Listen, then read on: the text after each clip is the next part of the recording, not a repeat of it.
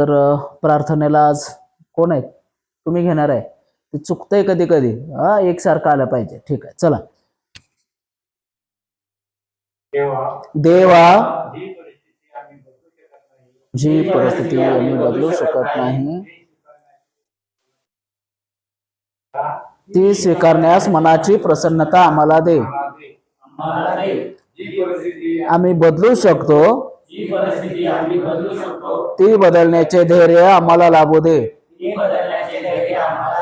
आणि अशा परिस्थितीला भेद जाणण्याचे ज्ञान आम्हाला लाभू दे. तर आपण आतापर्यंतचे बरेचसे विषय हाताळलेले आहेत. त्यातला आता महत्वाचा विषय, आपण 90 दिवस राहतो, 3 महिने तर कंटिन्यू राहतो आणि गेल्यानंतर किंवा रिलॅप्स होतो. रिलॅप्स म्हणजे काय, याच्यावरतीच हा विषय आज आपल्याला पाहायचा. रिलॅप्स तर सगळ्यांना माहिती आहे, पण लॅप्स हे आपल्याला माहिती असणं गरजेचं आहे. का रिलॅप्स होतो आपण, कशा पद्धतीने आपल्याकडे हे सगळं घडतं, हे सगळं. कारण तुम्ही बाहेर गेल्यानंतर ह्या बऱ्याचशाच गोष्टी घडतात, कारण तुम्ही मनापासून इथं नसताय. तुमचं मन बाहेर आणि शरीर इथं आहे, आणि त्याच्यामुळे ह्या सगळ्या गोष्टी काय होतात, घडत असतात. तुम्ही जर स्वतःहून मनानं जर इथं थांबलात तर ह्या गोष्टी घडणार नाहीत. तुम्ही चांगल्या पद्धतीने एक मनाला ब्रेक लावण्यासाठी शिकून जा. मनाला एक ब्रेक लावायचा असतो, तोच सुद्धा तुम्हाला इथं शिकवला जातो, पण प्रॅक्टिस तुम्ही करतच नाही. मला करताना दिसत नाही प्रॅक्टिस. बऱ्याच वेळा मी सांगितलंय प्रॅक्टिस करा, लिहा, लिखाण करा, पण मला ते तर अजूनपर्यंत आढळून आलेलं नाहीये. म्हणून मग आता आपण काय करणार आहे, क्रेविंग, लॅप्स, रिलॅप्स आणि माइंडफुलनेस म्हणजेच MBT. माइंडफुलनेस हा बेस आहे MBTचा. काय, माइंडफुलनेस बेस ट्रान्सफॉर्मेशन थेरपी हा बेस आहे. म्हणून फक्त इथं मी माइंडफुलनेस लिहिलंय, जास्त मोठं नको म्हणून. आणि मग याच्यामध्ये आपल्याला काय आहे तर त्याच्यावर आज आपल्याला पाहायचं आहे, तो विषय आज आपल्याला हाताळायचा आहे. आता पहिल्यांदा आपल्याला क्रेविंग म्हणजे काय, क्रेविंग म्हणजे काय, काय आहेत क्रेविंग? क्रेविंग म्हणजे तीव्र अनावर इच्छा. आता तुम्हाला माहित आहे कशा होतात क्रेविंग? तीव्र अनावर इच्छा. अनावर म्हणजे थांबू नाही शकत, थांबू शकत नाही, स्वतःला थांबवता येत नाही, आहे का नाही? तीव्र एकदम असतात त्या अनावर. दुसरं काय अर्थ, पदार्थ, वर्तनाची आठवण झाली की अचानक ओढ.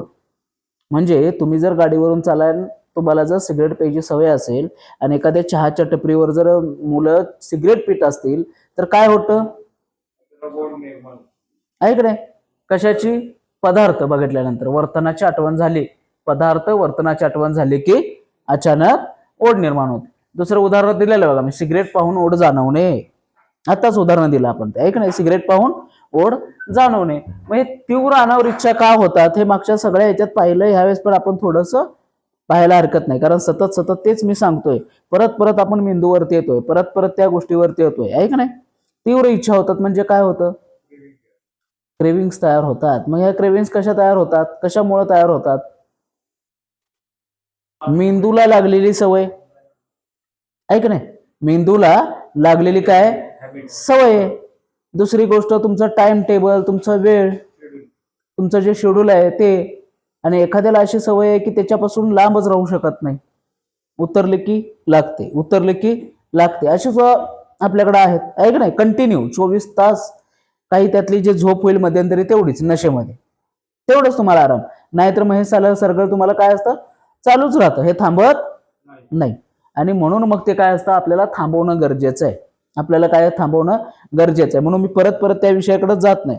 मग ह्या मेंदूमध्ये काय होतं, डोपामाइनचं तुम्हाला सांगितलंय. डोपामिन काय करतं, आपल्याला प्रेरणा देण्यासाठी. परंतु जेव्हा ह्या तीव्र इच्छा वगैरे असतात तेव्हा मेंदूला जो आनंद पाहिजे असतो, जे काही प्रोत्साहन मिळायला हवं असतं, प्रेरणा हवी असते, ती काय होते, भेटत नाही. आणि ती न भेटल्यामुळे मग काय होते, अजून तीव्रता इच्छा वाढते. अजून काय होतं, अस्वस्थता जसं जसं वाटत जाईल तशा अजून आपल्याला क्रेविंग्स वाढत जातात. कारण तुमची अस्वस्थता ही दारूची आहे. तुमची अस्वस्थता कसले, तुम्हाला न मिळाल्यामुळे म्हणजे तुमच्यामध्ये विड्रॉल सिम्पटम्स काय होतात, अंग थरथरणं, छाती धडधडणं, घसा कोरडं पडणं, ह्या गोष्टी त्यावेळी चालू होतात. आणि मग तुम्हाला ह्या क्रेविंग्स आहेत.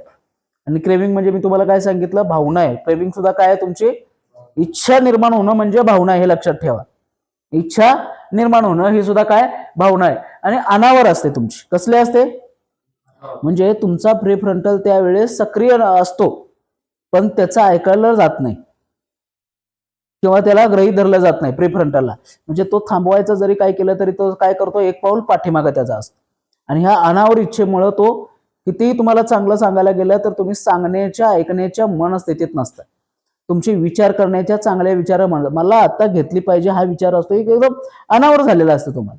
आणि मग घेतल्यावर म्हणताय नाही माझ्याकडून चूक झाली, आज हे करायला नाही पाहिजे, आणि उद्या परत तेच, परत परत तेच, हे तुमचं रिपिटेशन सतत सतत होत जातं. कळलं? म्हणजे तुम्हाला काय म्हणलं, पदार्थ वर्तनाची आठवण झाली की अचानक ओढ लागते. याला आपण ट्रिगर पॉईंट सुद्धा म्हणलं तरी हरकत नाही. म्हणजे काय असतं ट्रिगर पॉईंट? काय, पिणारे जे मित्रांचा समूह बघितला, कोणीतरी सिगरेट ओढताना पाहिलं, हे ट्रिगर पॉइंट्स आहेत तुमचे. काय ते तुमचे ट्रिगर पॉइंट्स आहेत. दारूचं दुकान दिसणं किंवा तुमचं ते वाईन शॉप दिसणं, तुम्ही ज्या बारला पिठ बसताय ते बार दिसणं त्या टाइममध्ये त्या वेळेत, आहे की नाही, हे ट्रिगर पॉईंट आहे. ट्रिगर पॉईंट सुद्धा काय तुमच्या मग काय करतात, तुमच्या क्रेविंग्स वाढवतात. ह्या क्रेविंग आपल्या ह्या पद्धतीने वाढतात. ठीक आहे, इथपर्यंत आपण पाहिलेलं आहे. याच्या पुढे जाऊन आता आपल्याला बघायचं आहे लॅप्स म्हणजे काय. रिलॅप्स मधला लॅप्स आपण म्हणतो. त्याला काय म्हणतो आपण, लॅप्स म्हणजे काय, तात्पुरती घसरण.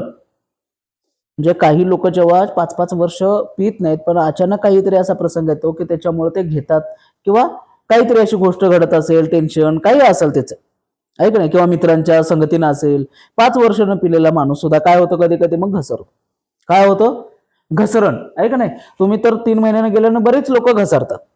3 महिने गेले की 7 दिवस, 8 दिवस, 10 दिवस चांगले राहतात, कोणी महिना, 2 महिने, 6 महिने चांगले राहतात, आणि परत त्यांची घसरण होते. दुसरं काय, थोड्या वेळासाठी पुन्हा व्यसन करणं.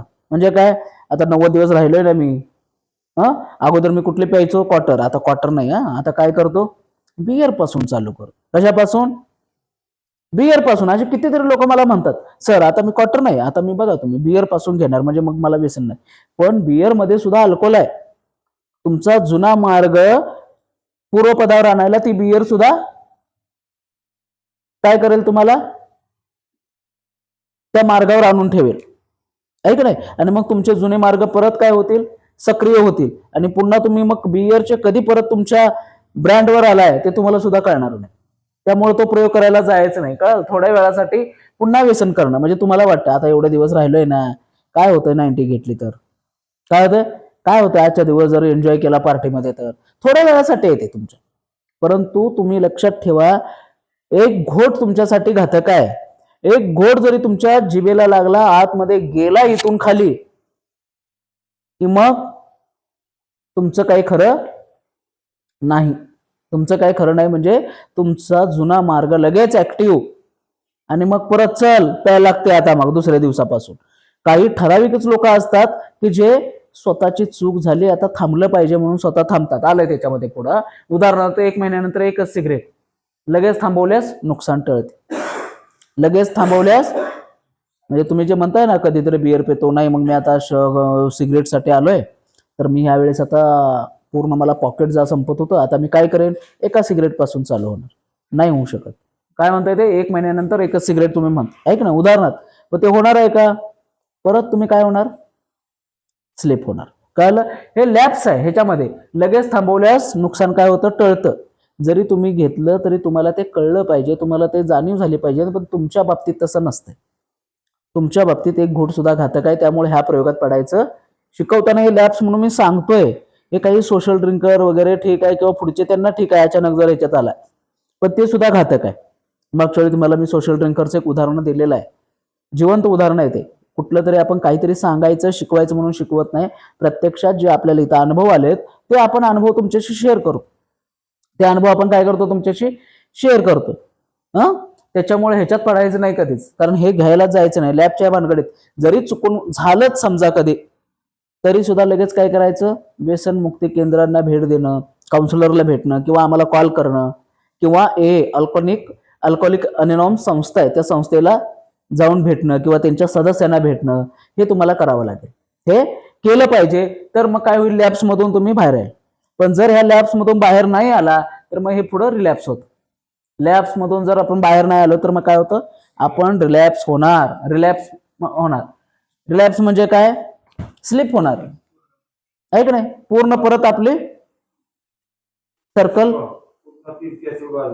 आहे का नाही, परत चालू झालं, परत तेच रिंगण, परत तोच दिवस, परत रोजच्या त्याच सवयी, पुन्हा पुन्हा परत काय होणार त्या, आणि हळूहळू तुम्ही परत ते गोल सर्कल तुमचं बनवणार आणि ते कंटिन्यू मग दिवसभर, मग परत सगळ्यावरती परिणाम, परत मग एखादं व्यसनमुक्ती केंद्र, पुन्हा परत एखादं व्यसनमुक्ती केंद्र आणि तिथं जाऊन ऍडमिट होऊन, असं झालंय ना.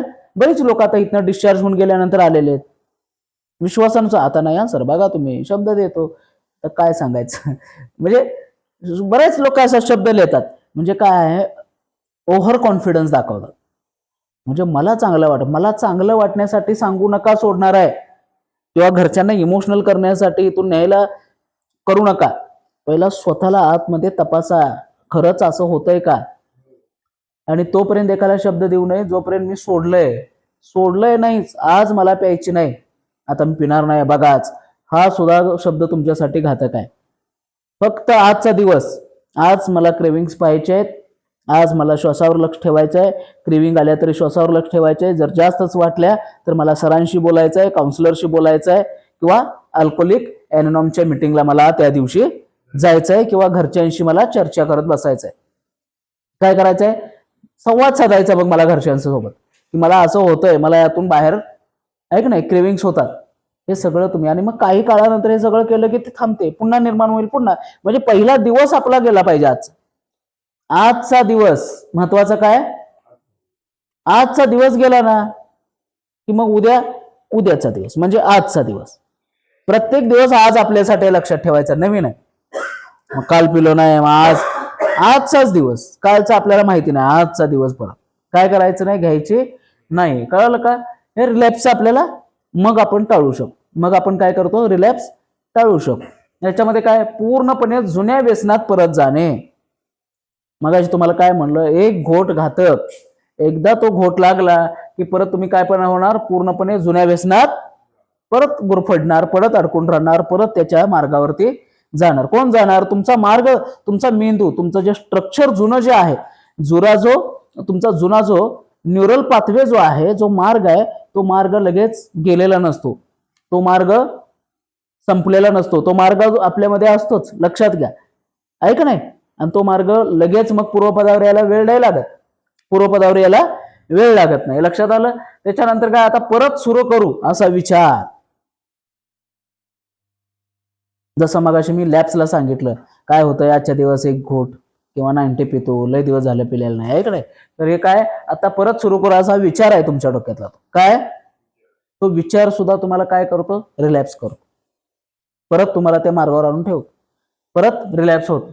उदाहरणार्थ, दररोज दारू सिगरेट सुरू करणे, उदाहरणार्थ काय, दररोज, मग तुम्ही जे काही व्यसन करताय ते आहे त्याच्यात सांगण्याचं मला उदाहरण, सिगरेटचं उदाहरण, कारण तुम्ही बरेचसे लोक मला वाटतं घेतात, त्यामुळे त्यांना माहिती आहे, ऐक ना, एकदा लागले की परत वाद जरी आला तरी चालला प्यायला, स्मेल जरी आला सिगरेटचा तरी लगेच काय होते, तुम्हाला क्रेविंग्स होतात की नाही, आणि मग परत तुम्ही दुकानात जाता, चहाच्या टपरीवर जाता आणि सिगरेट ओढायला चालू करता, त्याच्यासाठी. म्हणून हे सगळं आहे. समजतंय की नाही समजत याच्यात काय अजून, कारण हा एकदम छोटासा विषय, आपल्याला खूप मोठा नाही, हा एकदम छोटासा विषय समजून घेण्यासाठी फक्त आपण हा या ठिकाणी घेतलेला आहे, की लॅप्स काय, पिलं तर थांबवता आलं पाहिजे, म्हणजे तात्काळ आहे ते, आणि रिलॅप्स काय, पूर्ण घसरण आहे, पूर्णच घसरण आहे, व्यसनात परत जाणे. त्यामुळे लॅप्स मध्ये थांबायचं का रिलॅप्स करायचं, पण लॅप्स सुद्धा घातकच, तोंडाला लागली की रिलॅप्स व्हायला सुरुवात होणार, तोंडाला लागली की रिलॅप्स व्हायला सुरुवात होणार. मग याच्यामध्ये काय, आपल्याला हे घडू नये म्हणून आपल्याला काय करायचं आहे, लॅप्स पण नको, रिलॅप्स पण नको, आणि रिलॅप्स होणं काय वाईट नाही, किंवा तुम्ही वाया गेला असं नाही होत. नवीन मार्ग फक्त तुमचा डोकं वर काढतो, नवीन मार्ग काय करतो, तुमचा डोकं वर काढतो, आणि त्याच्यामुळे तुम्ही रिलॅप्स होताय. पण तिथून सुद्धा परत शिकायला हवं, तिथून सुद्धा बाहेर पडण्याचे चान्सेस जास्त असतात. रिलॅप्स पासून सुद्धा ते आपण काय हार नाहीये, आपण रिलॅप्स झालो म्हणजे आपण हारलोय असं तुम्ही गृहीत धरू नका. पुन्हा आपल्याला त्याच्यातून सुद्धा बाहेर पडता येत, पुन्हा आपल्याला नवीन जीवदान त्याच्यातून सुद्धा मिळतं, नवीन मार्ग परत आपल्याला मिळतो. फक्त काय केला पाहिजे, आपण परत रिहॅबिलिटेशन असतील, तुमचे काउन्सिलर असतील, त्यांचा आधार घेतला पाहिजे, त्यांचा काय घेतला पाहिजे, आहे का नाही, त्यांचा सपोर्ट घेतला पाहिजे, जो आपण ग्रुप सपोर्ट म्हणतो, ते सपोर्ट घेतले की पुन्हा थांबवता येत, पुन्हा पण इथपर्यंत जाण्याच्या आधीच मग आपल्याला काय करायला पाहिजे, माइंडफुलनेस जागृत, ज्याचं मी एमबीटी मध्ये काही हे माइंडफुलनेस आहे, त्याच्या पुढे थोडंसं आपलं परिवर्तन नावाचं, म्हणून त्याला आपण एमबीटी म्हणतो, वर्तमान क्षणात उपस्थित राहणे. जसं म्हणलं की मला आज घ्यायचे नाही, विषय संपला, आज नाही घ्यायचे ना, हे सतत स्मरणात पाहिजे. काय पाहिजे, आपल्या क्रेविंग आली हे आपल्याला कळलं पाहिजे, आणि क्रेविंग आली तर एकतर श्वासावर लक्ष ठेवता आलं पाहिजे, किंवा जी धडधड घडते, जिथं कोरडपणा वाटतो तिथं काय केलं, लक्ष देऊन पाहता आलं पाहिजे. आणि मग काही क्षणात काय होईल, ते थांबलं जाईल. तुमच्या त्या संवेदना काय होतील, काही काळापुरत्या थांबतील. ठीक आहे. त्याच्यानंतर मग विचार, भावना, संवेदना निरीक्षण करणे, जे मी आता सांगितलं. विचार आपले काय चालू आहे डोक्यात, त्यांना ओळखता आलं पाहिजे. आपली भावना काय आहे, क्रेविंगची आहे का, तर ही माझी क्रेविंगची भावना आहे, हिला नाव देता आलं पाहिजे, नेमिंग म्हणतो आपण, ते नाव देता आलं पाहिजे. ही भावना कसली आहे, माझी आताची क्रेविंगची भावना आहे का नाही, हे नाव देता आलं. आणि मग ह्या क्रेविंगची भावना आहे म्हणल्यानंतर संवेदनेची ते निरीक्षण करता आले पाहिजे. जर ती भावना आहे तर त्या भाववेदनेचं माझ्या शरीरावर काय परिणाम व्हायला लागलाय, कुठल्याही प्रकारे प्रतिक्रिया न देता, कुठल्याही प्रकारे प्रतिक्रिया, त्याला चांगलंही म्हणायचं नाही, वाईटही म्हणायचं नाही, मध्येच थांबायचं. हे वाईट पण नाही आणि हे चांगलं पण नाही, इथंच थांबून त्याला फक्त बघायचं. सम पातळीवर थांबून काय करायचं, त्याला पाहायचंय, जसं आहे तसं पाहणे. जे घडतंय त्याला त्याचं घडू दे, फक्त त्याला पाहत राहायचं. आपण काय करायचं, आणि त्याला फक्त आपण लक्षात ठेवायचं, ही क्रेविंग आहे, ही काय, ही क्रेविंग आहे, हे फक्त लक्षात ठेवायचं, त्याला नाव द्यायचं आणि तिला पाहत राहायचं. पण चांगलं वाईट म्हणायचं नाही, हे पहिल्यांदा लक्षात घ्या. त्याच्यानंतर मग क्रेविंग आली आहे पण कृती करायची नाही, हे समजणे. क्रेविंग आली आहे पण कृती करायची नाही म्हणजे काय, प्रतिक्रिया द्यायचीच नाही. क्रेविंग आहे हे नाव दिलं ना, तर त्याच्यावर मग जास्त कृती करायला जायचं नाही. तुम्ही जर त्या क्रेविंगला म्हणलं का नाही आता मला घ्यावी लागते, झाली प्रतिक्रिया दिली की मग मी मगाशी काय सांगितलंय तुम्हाला, पहिल्या ह्याच्यात आपण काय पाहिलं, प्रतिक्रिया दिली अनावर, काय होणार आहे, ते अनावर होणार आहे का नाही. आणि मग तुम्ही स्वतःला सुद्धा थांबवू शकत, एकदा ही क्रेविंग अनावर झाली की मग तुमचे पाऊल ऑटोमॅटिक. पण ते अनावर होण्याच्या अगोदर हा जर ब्रेक आपण लावायला शिकलो, हा जर आपण ब्रेक लावला तर आपण क्रेविंग आपल्यातून निघून जातात. क्रेविंग्स काय होतात, निघून जातात. आलं लक्षात. त्याच्यानंतर काय, मग श्वसन, ध्यान, निरीक्षण याने नियंत्रण. तुम्हाला सांगितलं असं, ऑफिसमध्ये असाल किंवा येताना तिथून श्वास लक्षात ठेवायचा. काय करायचा आहे का नाही, श्वास म्हणजेच ध्यान करणं. ध्यान म्हणजे काय, श्वासावर लक्ष ठेवणं आहे, हे लक्षात घ्या. निरीक्षण याने नियंत्रण मिळतं. नाहीच ना समजत क्रेविंग, तर मग श्वास येतोय जातोय त्याला पहा. जो श्वास फास्ट झालाय, क्रेविंग मध्ये काय होतो, श्वास आपला जलद होतो, श्वासाची गती वाढते, तर त्याला नॉर्मल मध्ये पाहायला शिक. स्लो नाही करायचं, जसा येतोय तसा जातोय त्याला पाहायचं, त्याला स्लो करायचं नाही. फास्ट आहे ना, त्याला तसं पाहत राहा. काही सेकंदात काही वेळात तो काय होतो, नॉर्मलाइज येतो, म्हणजेच क्रेविंग कमी होतो. बरंच टेक्निक आहे त्याच्यात. हे सगळं आपल्याला करता आलं पाहिजे, पण आपण हे करत नाही. तुम्ही करून बघा. म्हणून तुम्हाला मी कितीतरी वेळा आता हे दिलं नाही ना, तर तुम्ही केलं का ते प्रयोग, नाही केला. मी बऱ्याच वेळा सांगितलं, तंबाखू जर नाही दिली तुम्हाला, टोबॅको नाही दिली, तर तुम्ही माझ्याकडे मागायला येत आहे, पण ते प्रयोग विचारायला येत नाही. सर मी काय करू, मी हे थांबवायला, मला त्रास होतोय सांगा. सर मला झोप लागत नाही, मी मागच्या वेळी पण सांगितलं, तरी जण काय म्हणतात, सर येतच नाही झोप. नाही येत ना, 10 दिवस येणार नाही. तुम्हाला प्रयोग दिलाय, तुम्ही करा ना. पोट हलतंय, छाती हलते ना, त्याच्यावर लक्ष ठेवा फक्त. नाही येऊ दे झोप, पण तुम्ही 10 वाजता जाऊन बेडवर पडून राहा, 10 सव्वा 10 पडून राहा, 15-20 मिनिटं बघा तुम्ही करून, शांत झोप येईल तुम्हाला. पहिले 4 दिवस 8 दिवस त्रास होणार, मी आधीही सांगितलं, त्रास होत नाही असं नाही, त्रास होतो, त्रास हा होणार आहे, पण त्याच्यातून आपल्याला थांबवता येतं, त्याच्यातून आपल्याला बाहेर पडण्याचे मार्ग सुद्धा आहेत. जर आत जाण्याचा दरवाजा आहे तर बाहेर येण्याला सुद्धा दरवाजा आहे का नाही. जर बाहेर कडे तर आतनं पण कडे, कळलं. पण कडी काढायचं आपल्याला माहितीये, आणि तुम्ही जर आतनं कडी लावले न दरवाजे उघड्यानं म्हणून उड्या मारायला लागले, तर कडी काढली पाहिजे तर दरवाजे उघडेल. लहान बाळांचं कसं असतं, चुकून कधी अशी उडी मारत मारत लागते आणि परत निघतच नाही त्याला, आणि ते ओरडतंय मला कसं काय लागले म्हणून, आणि ते चुकून खेळायला जाऊन लागलेले असते. पूर्वीचं वेगळं होतं, पूर्वीच्या ज्या कडे उद्या ना ते वरती असायच्या. आता कसं आहे, डायरेक्ट पूर्वी आहे की नाही वरती, त्यामुळं त्या हाताला यायचं त्याचा प्रश्नच नव्हता. आम्ही जेव्हा शाळेतून जेवायला सुटलो ना, तर ते 2 हे असायचे, काय म्हणतात त्याला, नाही नाही, दरवाज्यात भाग असायचे ना, त्या भागावर असं चढायचं पाय ठेवून आणि मग ती कडी काढायची. हा, चेनवाली कडी आहे का नाही. हा, तेव्हाचा तो प्रकार वेगळा होता. ठीक आहे, तर हे सगळं तुमच्या लक्षात आलंय की नाही आलेलं अजून? हा, म्हणून मग ह्याच्यामध्ये एक पुढची एक सायकल आहे की नाही. हा काय फ्लो चार्ट आहे, क्रेविंग, लॅप्स, रिलॅप्स आणि माइंडफुलनेस. काय हा तुमचा फ्लोचा चार्ट आहे.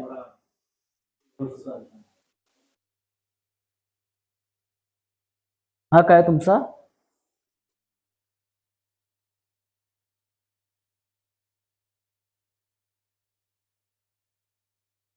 फ्लो चार्ट आला.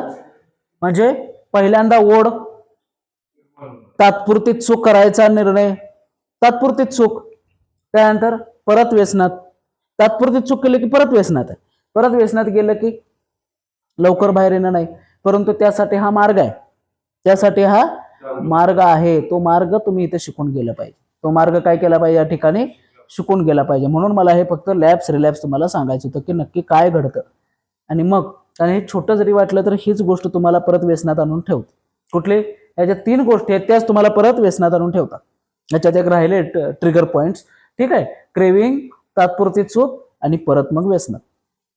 तुम्हाला वाटतंय ना आज काय नाही, लय दिवसात पिले नाही 90s, तुमच्यासाठी काय ते घातक आहे. तुम्ही थांबू नाही शकत. बऱ्याच लोकांना माहिती आहे एकदा जर लागली तोंडाला तर परत थांबवता येत नाही. आणि तुम्ही इथं उदाहरण बघितलेले आहेत बरेचसेच, काय काय पेशंटचे आल्यानंतर परत आलेल्या पेशंटचे पण पाहिलेले आहेत. 4 दिवस घरात राहून लगेच 4 दिवसांना रिटर्न आहे का नाही, पाहिलेत तुम्ही उदाहरण. हा, ठीक आहे. अजून काही शंका असतील तर विचारा ह्याविषयी. काही शंका नाही. हा,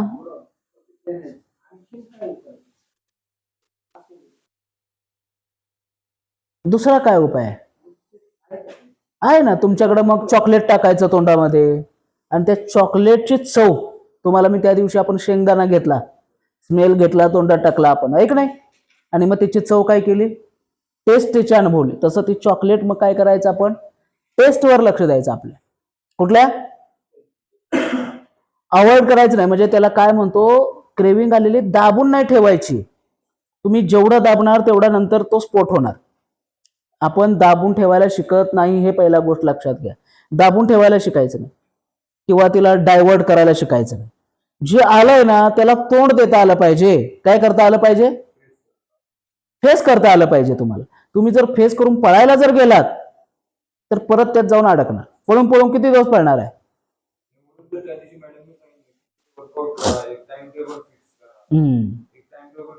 येतील मॅडम, 4 तारखेनंतर येणार आहेत. हा, तर ते काय होणार आहे आपल्याला येते का लक्षात? मी काय म्हणतो तुम्हाला, दाबून ठेवू नका, त्याला पाहायला शिका. ते आपण इथं करतोय तुम्हाला म्हणून सांगत असतो, पण तुम्ही ते प्रॅक्टिस करत नाही. माझ्याकडे सगळं आपल्याकडे ऑडिओज आहेत, व्हिडिओज आहेत, तुम्ही स्वतः लावलं पाहिजे, स्वतः म्हणलं पाहिजे, नाही बाबा लावलं पाहिजे, हे आपल्याकडून होत नाही. चालेल, मग इथं आपण काय करूया, ह्या सेशनला थांबूया. काही शंका असतील तर विचारा. उद्यापासून परत आपल्याला ह्या माइंडफुलनेस जो आहे, जे आपली MBT आहे त्याच्यावरचं प्रॅक्टिस परत पुन्हा आपल्याला चालू करायचं. मी का म्हणतोय, जेवढं सातत्य ठेवणार ना तेवढं तुम्हाला त्या क्रेविंग्स लवकर समजायला सुरुवात होणार. लक्षात घ्या, नक्की कुठं काय घडतं हे तुम्हाला कळायला सुरुवात होणार. श्वासाची गती बदलली तुमच्या लक्षात येईल, छातीची धडधड वाढायला लागली तुमच्या लक्षात येईल, कोरडा पडतोय तुमच्या, म्हणजे तुम्ही प्रतिक्रिया देणार नाही. तुम्ही काय करणार नाही, आणि प्रतिक्रिया दिली नाही तर प्रतिसाद उमटणार नाही. मग तुम्ही काय करताय, प्रतिक्रिया लगेच देताय आणि मग त्या कळत नाही लवकर तुम्हाला नक्की होतंय काय आपल्यासोबत, आणि मग चिडचिड वाढत जाते, मग अस्वस्थता वाढते, आणि परत मग चलो, आणि त्यावेळेत मग आपल्याला काही समजत नाही. मग हे जेव्हा आपण सातत्य ठेवतो तेव्हा काय होतं, प्री फ्रंटल सुद्धा आपल्या सोबत असतो. प्री फ्रंटल एरिया जो विचार करणारा, वैचारिक निर्णय क्षमता असणारा जो भाग आहे तो सुद्धा आपल्यासोबत काय करतो, काम करतो. आणि तो सोबत असला की मग आपल्याला थांबवायला मदत होते. ऐक नाही, सजग असणं म्हणजे सुद्धा आपण प्री फ्रंटलला काय करतो, हस्तक्षेप करायला भाग पाडतो. हस्तक्षेप करायला किंवा प्री फ्रंटल हस्तक्षेप करतो तुम्ही जेव्हा सजग असता तेव्हा. जर तुम्ही सजग नसाल तर नाही होत. आणि म्हणून आपल्याला ती सजगता महत्वाचं शिकायची. हा, चला मी सांगतो आता प्रार्थना त्यानुसार घ्यायचे. देवा देवा जी परिस्थिती जी परिस्थिती आम्ही बदलू शकत नाही आम्ही बदलू शकत नाही ती स्वीकारण्यास ती स्वीकारण्यास मनाची प्रसन्नता मनाची प्रसन्नता आम्हाला दे. आम्हाला दे. जी परिस्थिती जी परिस्थिती आम्ही बदलू शकतो आम्ही बदलू शकतो ती बदलण्याचे ते बदलण्याचे धैर्य आम्हाला लाभू दे. धैर्य आम्हाला लाभू दे. आणि आणि अशा परिस्थितीतला अशा परिस्थितीचा भेद जाणण्याचे भेद जाणण्याचे ज्ञान आम्हाला लाभू दे. ज्ञान आम्हाला लाभू दे. धन्यवाद. बंद कर.